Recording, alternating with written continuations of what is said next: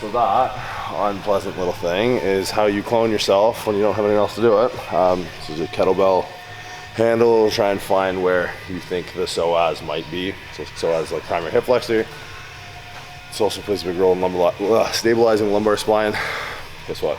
You need a stable lumbar spine, and we're going through heavy hip flexion, so it might be something you want to address before you start training. So yeah, just grab a heavy kettlebell, go through hip extension, start passive flexion, and then just like flex the glute at the end, sort of like go through what's called like reciprocal inhibition. Fancy word is like if your glutes going one way, your hip flexor can't really go the other. What's that? I said we're both gonna end up on the floor. Hopefully not with bars on our backs. Yeah, well, you're on your back, I'm on my front. You ever do, you know, like cars? I'm familiar like with it. hip controlled, articulated, whatever fucking. Yeah, we're being recorded, man, so I'm gonna refrain from comment. Nah. I don't know, I find when I squat, my feet are on the ground, so when I do my actual stability work, I tend to have my feet on the ground, just as a general rule. I think Dave would call that dynamic correspondence, if I'm not mistaken. I don't like the standing articulations, but like just something. Oh no, those are wrong as well. Why are they wrong? Because it's not the hip that's in the air that's the issue, it's the hip that's on the ground that's the issue. Notice like this, you want to talk range control, that here, that's range control. Whatever this thing does is just fucking around. Right. Because your foot's on the ground when you squat, you need your hips to be stable with your foot on the ground when you squat. Right.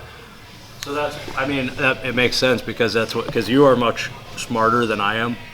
But like, that's why I do like the hip airplanes and whatnot, you know, which, yeah, it's the actual closed chain like stuff. But I was just asking because I've never seen anyone do these before except for me, because they're prone hip like range of motion shit, and it like, I don't know if it's placebo or if it's just like fucking active stretching, but it makes my hips feel better, so I'm like, meh. But it's just like these, but you're fucking on the ground. That subscap goodness.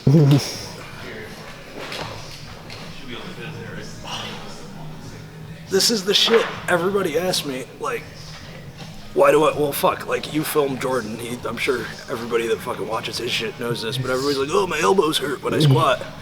And it's like, well, your shit is tight, and you're not actually using your lats to support the weight because your scapulas can't move because your shit is tight. So make your shit not tight, and then use the muscle that you fucking should. And it's like, oh, science. But whatever.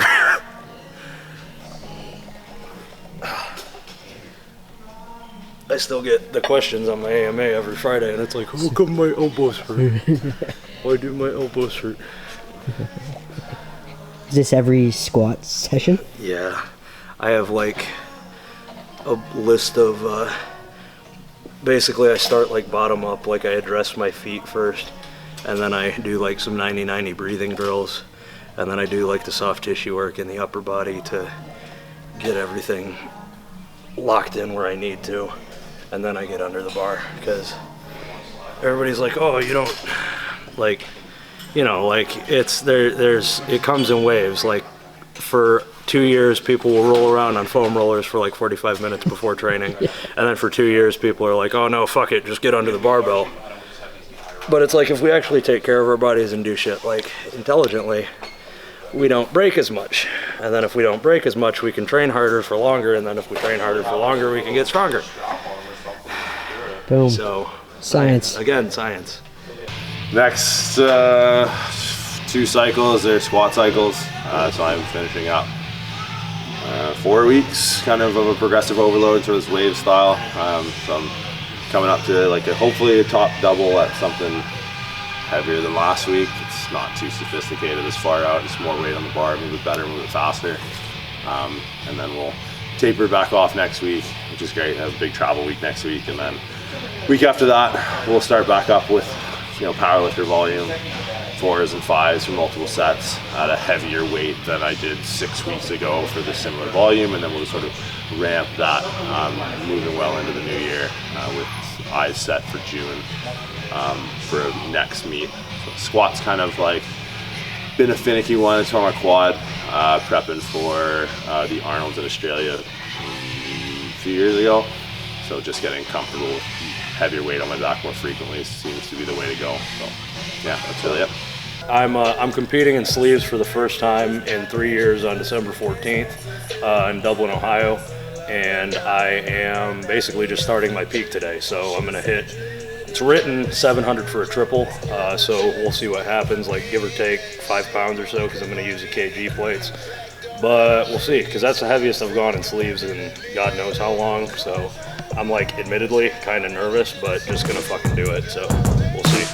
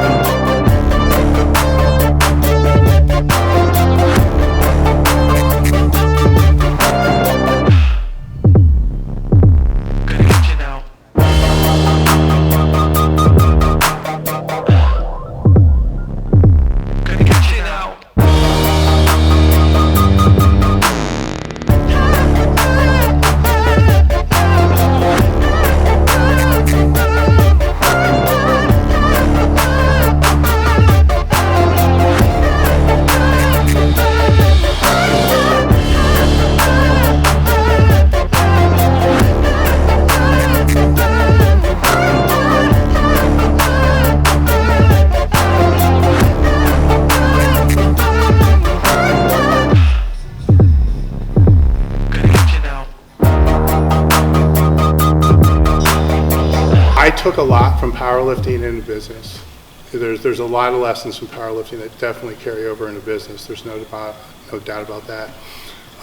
The things that powerlifting lacks, skills that I lack, that don't carry over well to business. Teamwork.